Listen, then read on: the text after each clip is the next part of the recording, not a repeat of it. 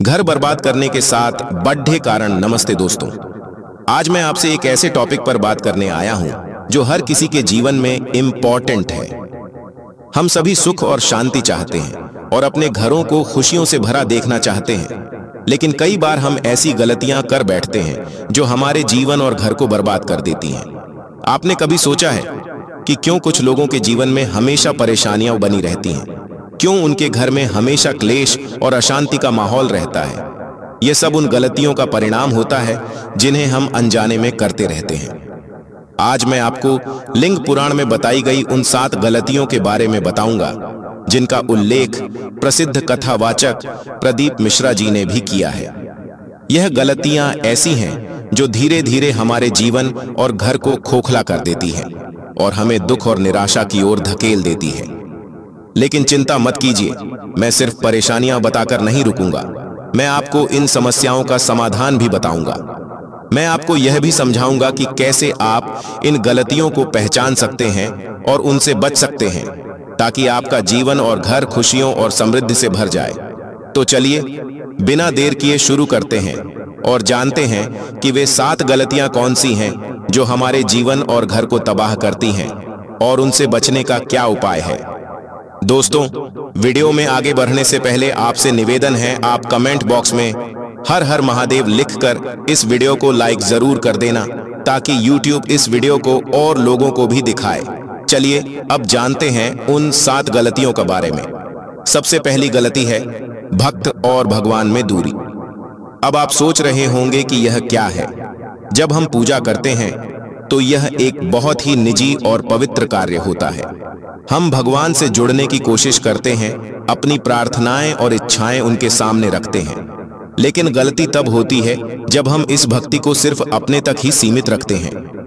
जब हम पूजा तो करते हैं लेकिन दूसरों को भगवान से दूर रखते हैं, यानी कि हम दूसरों को भगवान की भक्ति में शामिल नहीं करते, उन्हें भगवान के बारे में जानने से रोकते हैं या फिर उन्हें भगवान के करीब आने में मदद नहीं करते, तो यह एक बहुत बड़ी गलती है।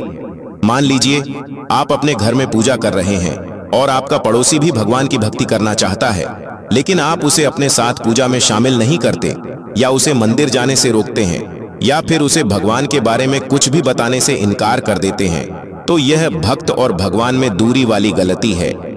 इसका मतलब है कि आप भगवान को तो मानते हैं, लेकिन आपकी भक्ति में दूसरों के लिए कोई जगह नहीं है। आप भगवान को तो पाना चाहते हैं, लेकिन आप नहीं चाहते कि दूसरे भी भगवान को पाएं। यह एक बहुत ही संकुचित सोच है और यह भगवान को बिल्कुल भी पसंद नहीं है। भगवान तो प्रेम और करुणा के सागर हैं। वे चाहते हैं कि हर कोई उनसे जुड़े, हर कोई उनकी भक्ति करे और हर कोई उनके आशीर्वाद का भागी बने। जब आप दूसरों को भगवान से दूर रखते हैं तो आप वास्तव में भगवान के प्रेम और करुणा से दूर हो जाते हैं। इसका परिणाम यह होता है कि आपकी पूजा अधूरी रह जाती है और आपको उसका पूरा फल नहीं मिलता। इसके अलावा यह गलती आपके जीवन में नकारात्मक ऊर्जा भी लाती है। जब आप दूसरों के साथ भेदभाव करते हैं तो आप वास्तव में अपने आप को भी नुकसान पहुंचाते हैं। इसलिए हमेशा याद रखें, भक्ति को कभी भी सीमित नहीं रखना चाहिए। भगवान की भक्ति को सबके साथ बांटना चाहिए। दूसरों को भी भगवान के बारे में बताना चाहिए, उन्हें भी भगवान की भक्ति में शामिल करना चाहिए और उन्हें भी भगवान के करीब लाने में मदद करनी चाहिए। यही सच्ची भक्ति है और यही भगवान को पसंद है। दूसरी गलती है अहंकार।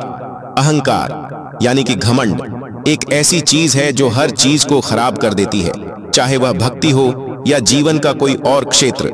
जब हम पूजा करते हैं तो हमें हमेशा विनम्र रहना चाहिए। हमें यह याद रखना चाहिए कि हम भगवान के सामने कितने छोटे हैं और भगवान कितने महान हैं। लेकिन गलती तब होती है जब हम पूजा करते समय गर्व करने लगते हैं। जब हम सोचते हैं कि हम बहुत बड़े भक्त हैं, हम बहुत अच्छे हैं और दूसरे हमसे कम हैं, तो यह अहंकार की गलती है। मान लीजिए आप बहुत अच्छे से पूजा करते हैं, आप रोज मंदिर जाते हैं, आप सारे व्रत और उपवास रखते हैं और आप बहुत दान पुण्य भी करते हैं।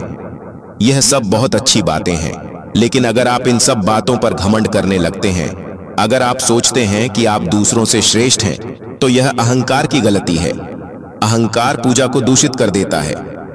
जब आपके मन में अहंकार होता है तो आपकी पूजा दिखावा बन जाती है। आप भगवान को खुश करने के लिए नहीं, बल्कि दूसरों को दिखाने के लिए पूजा करते हैं, और ऐसी पूजा का कोई फल नहीं मिलता। भगवान तो सच्चे मन और प्रेम से की गई भक्ति को पसंद करते हैं। उन्हें दिखावा और अहंकार बिल्कुल भी पसंद नहीं है। अहंकार न केवल आपकी पूजा को खराब करता है, बल्कि यह आपके जीवन में भी बहुत सारी परेशानियां लाता है। अहंकारी व्यक्ति कभी भी खुश नहीं रह सकता। वह हमेशा दूसरों से तुलना करता रहता है और हमेशा अपने आप को दूसरों से बेहतर दिखाने की कोशिश करता रहता है। इससे उसके मन में हमेशा अशांति और तनाव बना रहता है। इसलिए हमेशा याद रखें, पूजा करते समय कभी भी अहंकार नहीं करना चाहिए। हमेशा विनम्र रहना चाहिए और हमेशा भगवान के सामने अपने आप को छोटा समझना चाहिए। यही सच्ची भक्ति है और यही भगवान को पसंद है। तीसरी गलती है दूसरों को दुख पहुंचाना। यह तो बहुत ही स्पष्ट है। भगवान प्रेम और करुणा के सागर हैं। वे कभी नहीं चाहते कि कोई भी दुखी हो। जब हम पूजा करते हैं तो हमें यह सुनिश्चित करना चाहिए कि हमारी वजह से किसी को भी दुख न पहुंचे। लेकिन गलती तब होती है जब हम पूजा के दौरान भी दूसरों को दुख पहुंचाते हैं। मान लीजिए आप पूजा कर रहे हैं और आपका बच्चा शोर कर रहा है और आप गुस्से में उसे मार देते हैं, या फिर आप अपने नौकर पर चिल्लाते हैं, या फिर आप अपने पड़ोसी से झगड़ा करते हैं, तो यह दूसरों को दुख पहुंचाना वाली गलती है। यह गलती आपकी पूजा के फल को पूरी तरह से नष्ट कर देती है। आप चाहे कितनी भी भक्ति और श्रद्धा से पूजा करें, अगर आप दूसरों को दुख पहुंचाते हैं तो आपकी पूजा का कोई फल नहीं मिलेगा। वास्तव में यह गलती आपके लिए और भी ज्यादा नकारात्मक परिणाम ला सकती है। जब आप दूसरों को दुख पहुंचाते हैं तो आप वास्तव में भगवान को दुख पहुंचाते हैं, क्योंकि भगवान तो हर जीव में बसते हैं। जब आप किसी भी जीव को दुख पहुंचाते हैं तो आप वास्तव में भगवान को ही दुख पहुंचाते हैं, और भगवान कभी भी ऐसे लोगों को माफ नहीं करते जो दूसरों को दुख पहुंचाते हैं। इसलिए हमेशा याद रखें, पूजा करते समय हमेशा दूसरों के प्रति दयालु और करुणामय रहना चाहिए। कभी भी किसी को भी दुख नहीं पहुंचाना चाहिए, चाहे वह इंसान हो या जानवर हो या कोई भी जीव हो। यही सच्ची भक्ति है और यही भगवान को पसंद है। चौथी गलती है मंत्रों में त्रुटि। मंत्र बहुत शक्तिशाली होते हैं। जब हम मंत्रों का उच्चारण करते हैं तो हम ब्रह्मांडीय ऊर्जा को अपने अंदर आकर्षित करते हैं। मंत्रों में इतनी शक्ति होती है कि वे हमारे जीवन को बदल सकते हैं, हमारी समस्याओं को दूर कर सकते हैं और हमें सुख और शांति प्रदान कर सकते हैं।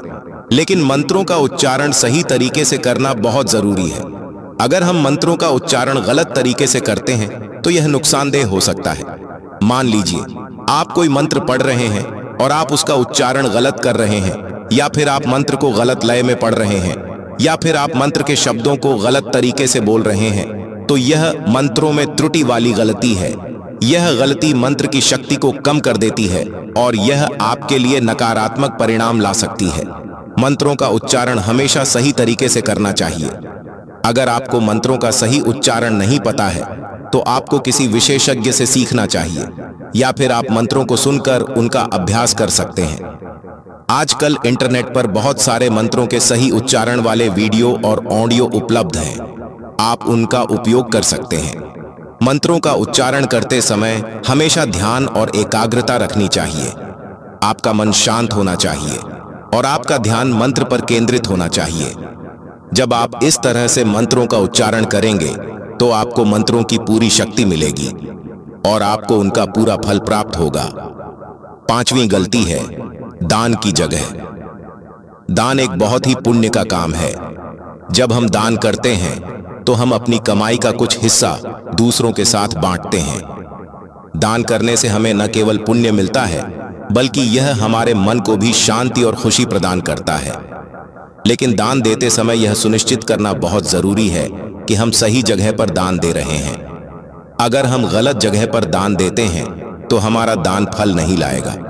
मान लीजिए आप दान करना चाहते हैं और आप किसी ऐसे व्यक्ति को दान देते हैं जो उस दान का दुरुपयोग करता है, या फिर आप किसी ऐसे संगठन को दान देते हैं जो गलत काम करता है, तो यह दान की जगह वाली गलती है। यह गलती आपके दान के फल को पूरी तरह से नष्ट कर देती है। दान हमेशा सही जगह पर देना चाहिए। आपको दान ऐसे लोगों को देना चाहिए जो वास्तव में जरूरतमंद हैं और जो उस दान का सही उपयोग करेंगे। आप दान किसी मंदिर या किसी धार्मिक संगठन या किसी चैरिटी संस्था को भी दे सकते हैं, लेकिन दान देने से पहले यह सुनिश्चित कर लें कि वह संगठन या संस्था सही है और वह वास्तव में जरूरतमंद लोगों की मदद करती है। दान देते समय हमेशा निस्वार्थ भाव रखना चाहिए। आपको दान इसलिए नहीं देना चाहिए कि आपको बदले में कुछ मिलेगा या आपको प्रशंसा मिलेगी। आपको दान सिर्फ इसलिए देना चाहिए क्योंकि आप दूसरों की मदद करना चाहते हैं और आप पुण्य कमाना चाहते हैं। जब आप इस तरह से दान करेंगे तो आपका दान निश्चित रूप से फल लाएगा और आपको उसका पूरा लाभ प्राप्त होगा। छठी गलती है बुजुर्गों का सम्मान। हमारे घर में बड़े लोग यानी कि हमारे माता पिता, दादा दादी और अन्य बुजुर्ग हमारे लिए भगवान के समान होते हैं। उन्होंने हमें जीवन दिया है, हमारी परवरिश की है और हमें हर तरह से सहारा दिया है। उनका सम्मान करना हमारा परम कर्तव्य है। लेकिन गलती तब होती है जब हम घर में बड़े लोगों का सम्मान नहीं करते हैं, जब हम उनसे बदतमीजी से बात करते हैं, जब हम उनकी बातों को नहीं सुनते हैं, जब हम उनकी जरूरतों का ध्यान नहीं रखते हैं, तो यह बुजुर्गों का सम्मान वाली गलती है। यह गलती हमारे जीवन में बहुत सारी परेशानियां लाती है। जब हम बुजुर्गों का अपमान करते हैं तो हम वास्तव में अपने भाग्य को अपमानित करते हैं।